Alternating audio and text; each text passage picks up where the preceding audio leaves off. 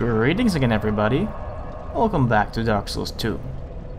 Now today, as we explore Earthen Peak, when it comes to New Game Plus, we're not actually gonna use our regular character, but this time we're gonna use that one, right here.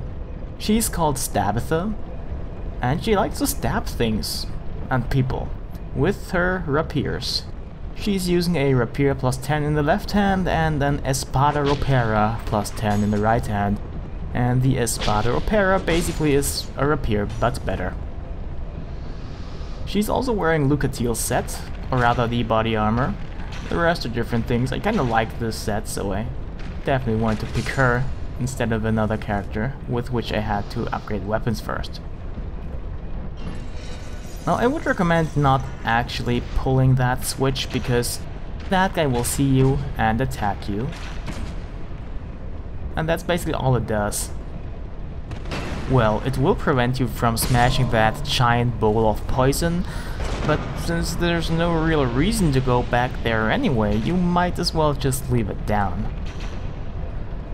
So since this character isn't using the Dragon Rider bow, you will just now, before that guy committed suicide, have seen that using this bow takes way less stamina. And yeah, this is bullshit. I think they did this to prevent you from being sniped from some kind of position in there, but really it just annoys me that I can't snipe those guys around the corner more easily. Always need to go a little bit more out than I normally would, because the actual corner is kind of hidden. And that item over there is one of the harder to get treasures of this area, I believe. So, that guy right behind us now, which we can't see, yes, that one, he's new to New Game Plus, and I did not know he was there, obviously. So let's do the smart thing and bottleneck them. It should work. Or not. Hey, at least he killed himself too, like the other guy.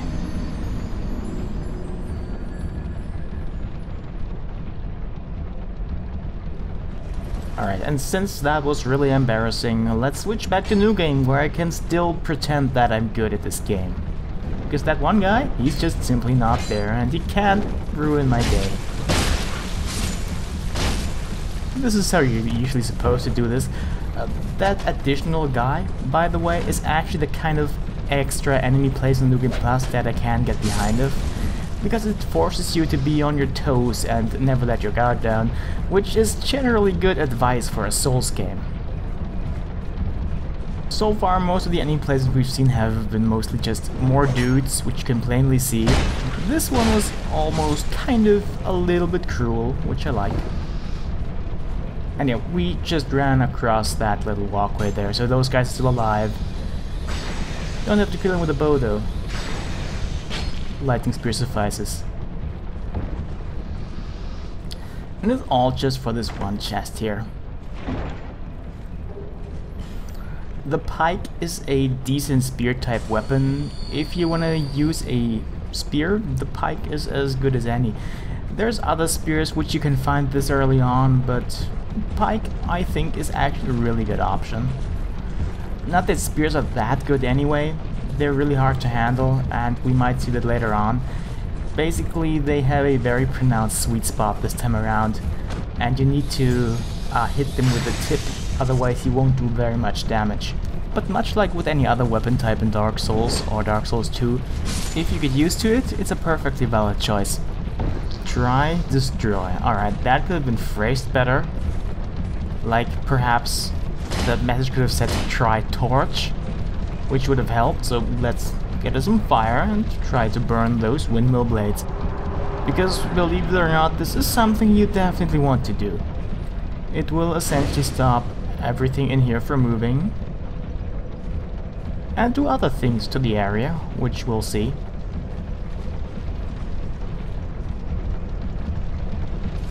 And yeah, I'm not sure how you're supposed to guess to do that. Especially since you're setting fire to some piece of metal, which then spreads out to the actual blades of the windmill. But yeah, fire's nice. It'll now stop moving, as well as everything in there, which will make the whole place a little bit quieter. Which I'm glad for, to be honest.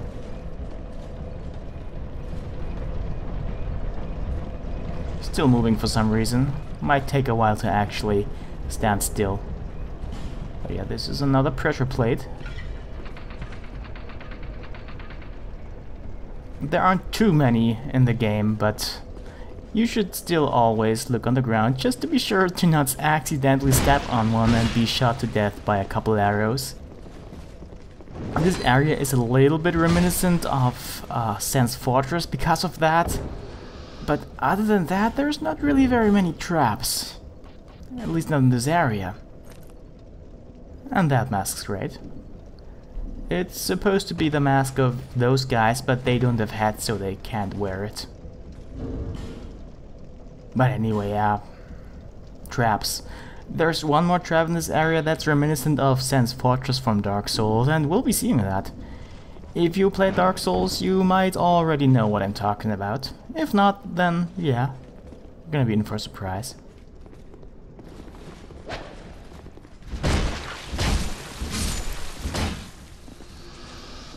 So this is kind of hard to find, or rather, it's not immediately obvious that you have to do this, but yeah, you can just break those railings and then go step outside there. And you can actually see the entire bit of Harvest Valley from here.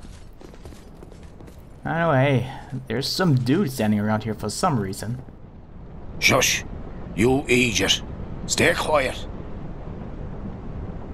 I'm on the run. Don't give me away. You're a fugitive too, eh? Yeah? Why else would you be here? It's got death written all over it. You want to climb down here? I can lend you a ladder. But, how much can you offer me? Why, yep, I'm trying to help you, you know. Have you no gratitude? Downright rude, really. I've got a soft heart, so I let you off this once.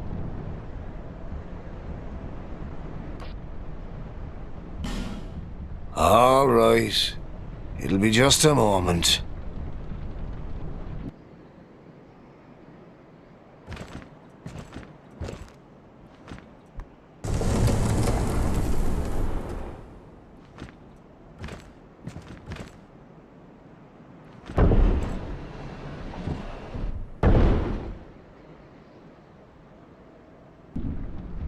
Go on ahead.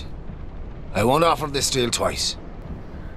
Alright, that ladder doesn't look like it would be safe to climb, but yeah, it's only 2,000 bucks, and what we find down here is worth way more than that. If we were to buy those items separately, they would cost much more. The Ferrous Lockstone, for instance, costs 4,000 souls at Melench's shop. I'm not sure what the Twinkling Titanite would cost, but I think it'd be about 10,000 souls. Oh, what is it? What do you need now? Huh? Alright, let's see what Gilligan has to offer. This is the first person who will sell us a whip. It's just a plain whip, it's not nearly as good as the old whip which we were using, but it's a whip. If we use one, you can buy it here. And then he also sells the Thief set, which was the starting gear of the Thief in the first game, and we're gonna buy it and use it because it has high poison resistance and there's just a little bit of poison here. Psst. Have you heard? Well, apparently, there's this monster lady, right? And the poison, well, does wonders for her body. You know, the health and beauty and that sort of stuff. And I thought only human women were so petty. That creature, she was human once, you know? Huh? In fact, she was wed to the prince of that nearby castle. But her husband?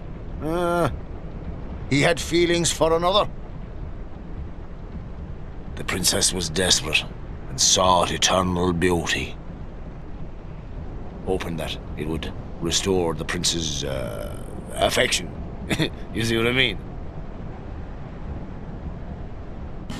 Before long, the princess's ire transformed her into a monster. Now, listen here. When do you think this all happened? Long ago, when this very land was called something else. We say Drangleic now, but countless kingdoms have risen and fallen on this very spot. And this won't be the last. Oh no. That damned hag just can't let her old flame go. She's going to get us all burned. God almighty. I'm not going to die in this dump. Fine then. All the best. So Gilligan here just dropped quite a big lore bomb on us. We might learn more about this princess who turned into a monster he was referring to later on, perhaps? Seems like an obvious thing, right? But yeah, we switched our armor set, we now move slightly faster, have a faster roll too, because it's much lighter than what we were wearing before. And if we were to wear something really heavy, we would actually get a considerably slower dodge roll. So it's good to stay under 70% total equip load, because that's the breaking point. Out of that, it will be much slower. Below that, you will have a gradual transition towards being slower. It will be subtle, most of the time not even noticeable. And yeah, you will definitely want to go up here as soon as you picked up whatever's down there, because yeah, if that thing comes back down, it obviously crushes you. And since we want to see what's up there, we will have to activate it again, of course, to get up.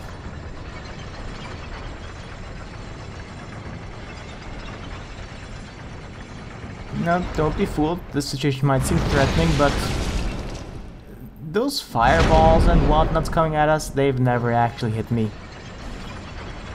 And we get a decent shield out of the deal too.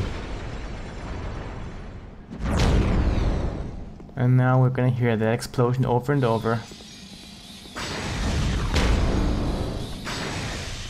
Those guys, by the way, are grave wardens.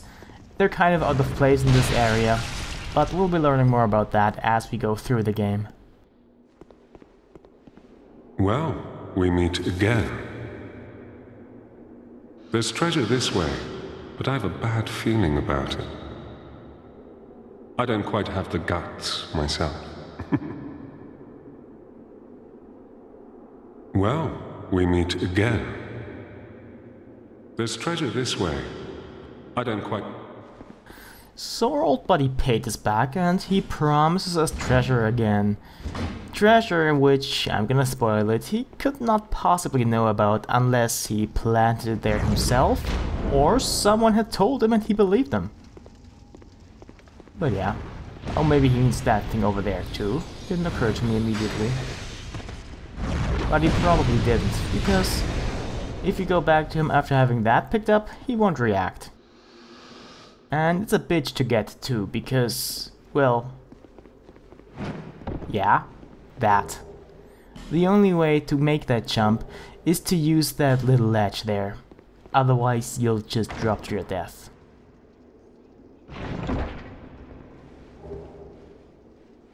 And to make it back, well, you will have to do something similar, only the other way around this time.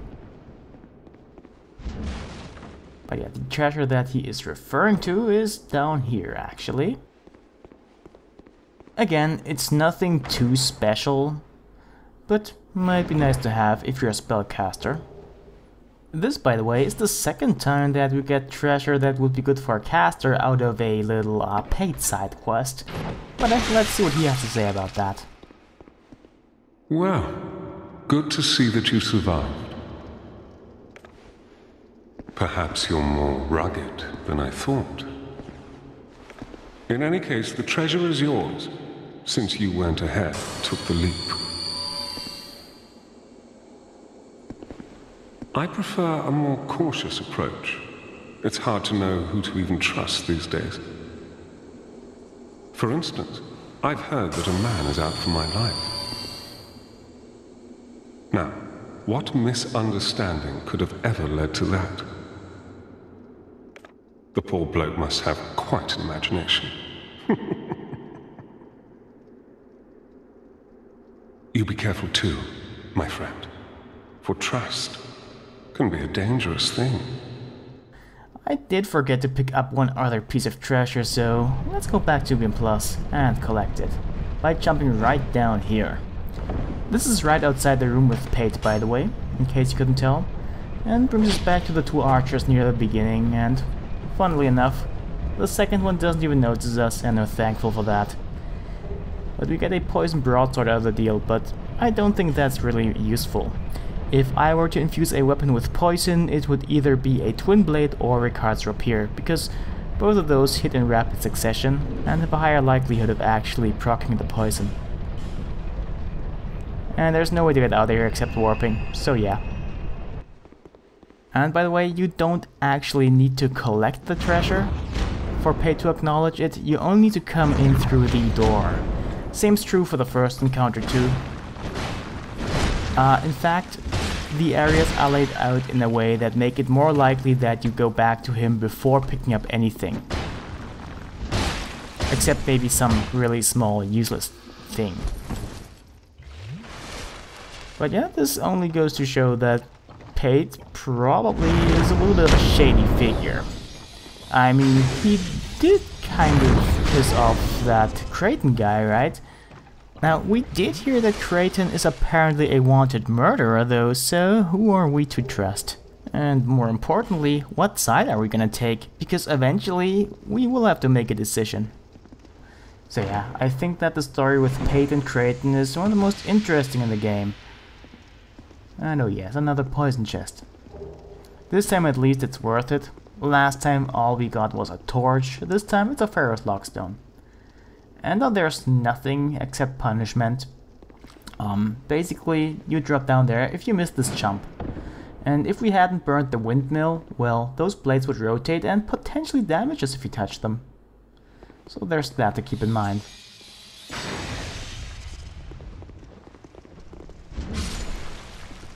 Alright, ahead here is a ladder, which will take us back down to the first pressure plate in this area, or rather the only one. But let's continue with New Game Plus actually. So you can see some more dual rapier action after that last time ended so abruptly. Please note that I'm using iron arrows here, because they destroy these poison pots and make short works of those desert sorceresses, which are otherwise fierce opponents. If they hit you with any of their fire spells, you're gonna take a lot of damage, so it's a good idea to make them as easy for you as possible. Now, let's show off. Well, that totally wasn't just good luck, by the way. It was complete and total utter skill. Nah, just kidding. I'm still not very good at parries, but I try. And here's something nice. Aside from their armor, those desert sorceresses also drop Wilted Dusk Herb, which restores quite a few spell uses. The best thing, if you wish, you can grind it and have basically infinite spell uses. Well, almost. Now we hear a noise which we could be familiar with by this point. Because right behind those poisonous jars, there's something. So let's destroy them. The game clearly doesn't want us to go there, so we're gonna have to make our own path. Just destroying them with melee weapons is possible, but will probably poison us and thus is not worth it. But yes, those insectoid mushrooms again. aside from making very puny little hits, they can't really do much to you, aside from poison clouds, which are more annoying than anything because we have what we need to heal ourselves. And it's best to keep away from that chest because you might damage and destroy it in battle. In general, that's something good to keep in mind. So this Pharaoh's Lockstone contraption, if you use it now, will actually produce healing water for us. Had we not burned the windmill, that would be poison. Now let's open that chest with lightning. Because it's a bad chest. It has teeth and, oh my god, arms and legs. This is almost as horrible as the Mimic in the first game. Only it can do this move, which I didn't see coming at all. Well, this is how I normally handle them and how you should handle them as well. In fact, to be honest, I've never actually seen them in action because I always did it this way or was eaten by them trying to open them. And up here is a red phantom. You know how that goes. So I'm gonna tell you about how to spot mimics instead. Because this time around it's, well, just as subtle in the first game. In the first game it was basically a chain that was, well, laid out a little differently. This time you will have to look at the lock of the chest. If it does have a lock, it's a mimic. If not, it's not a mimic. It's a normal chest. Just to be safe, you can always hit it with a normal one-handed attack. You shouldn't break the chest, but I like to just, you know, look at them. If you want to be absolutely safe, you can just hit them with an unarmed attack. That way you won't break them. And if you look really closely, you can actually see the teeth. If you look really close. Much like you could see the mimics in the first game breathing. Which I thought was much cooler. But yeah, here is a hidden door. And that's a nice one, because from that chest we get a petrified something, which can potentially give us something pretty good. From Dynantilo. And of course it's symmetrical. On the other side, there's a bonfire. You don't need this bonfire, in fact, I personally find it easier to use the other one. But this is certainly a little bit faster. But yeah, back down here. Need to clear that room out again because we rested the bonfire. Let's handle those guys. Naturally, we don't want to fight them at the same time, so pulling them out is the smartest idea. That part we're standing in right now, by the way, would be full with poison had we not burned the windmill blades. And you know what? Our New Game Plus character, Stabitha, still has not burnt them. But hey, you saw the fog gate up there, maybe. Got a short glimpse of it. So that probably means there's a boss ahead. But actually, we can summon help here. So let's turn human. And do just that, because, you know, I want to see how well that summon can handle himself.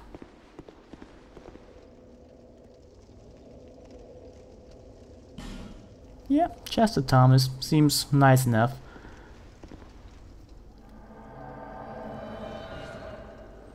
Ooh, dual pyromancy flames. He's gonna use magic. Great. But yeah, before we actually show that, let's go back to New Game Plus. You can see the poisons there, and there's one extra enemy here.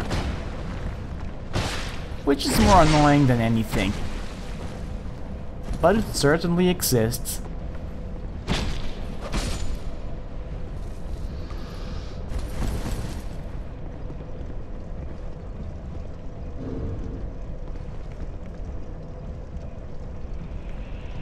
Now using an aromatic ooze here to enchant my right hand weapon, make it a little stronger, and now fight in a giant pool of poison. which of course is only here because we didn't burn the windmill blades. That way the fight is very hard.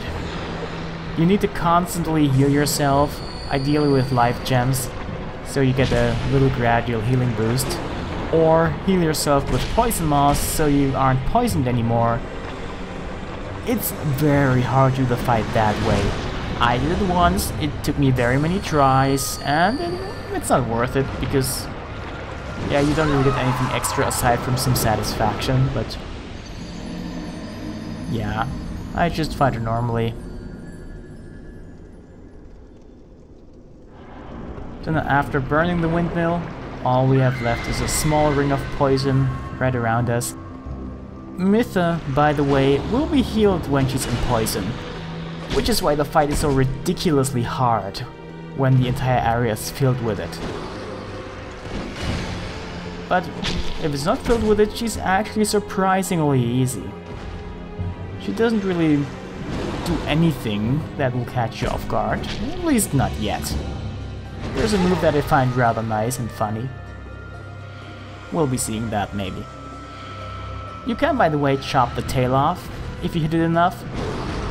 That will make her still try to hit you with her tail, but she won't have it anymore, and so it won't do anything to you. But that's usually something that happens less because you try to do it and more because you have a weapon that's actually good at hitting the tail, which has a downward slash motion perhaps. We'll get rid of this attack. But yeah, Mytha is actually that princess that Gilligan was mentioning. At least that's the implication, and as you can see, she's decapitated. Now, one theory why all the enemies here are also decapitated, at least the normal ones, because she got so pissed that she had no head anymore, that she actually decapitated every single one of her henchmen. And now I just want to do that one attack. Yes, she will throw her fucking head at you.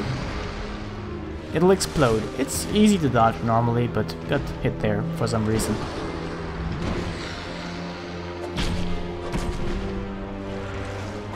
And there she goes. On New Game Plus, we get a little something extra for defeating her. The coveted Silver Serpent Ring +2, which will give us even more experience. Now let's look at this. Chester Thomas seems to handle himself just nicely. And in fact, if you have trouble with this fight for some reason, you could just let him handle it alone because, yeah, I did nothing to Mytha. I hit her twice when I entered the room, but other than that, I did nothing to her. I just stood there and watched.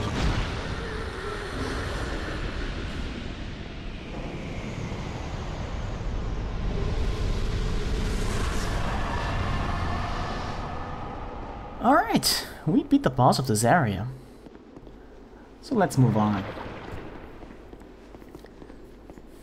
To our right here there's an elevator. And you might remember that we're in a windmill.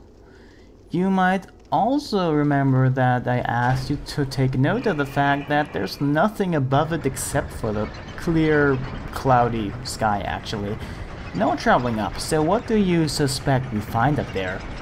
Maybe just the top of the windmill, maybe a nice view, maybe a giant lava castle that according to its law has sunken into the ground. Maybe, just, you know, just, okay, I'm gonna let you see it for yourself. We're just about there.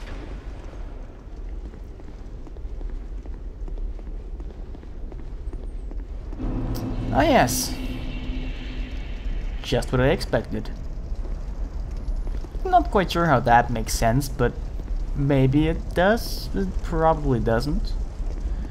Maybe I will talk a little bit about that in the post to annoy people.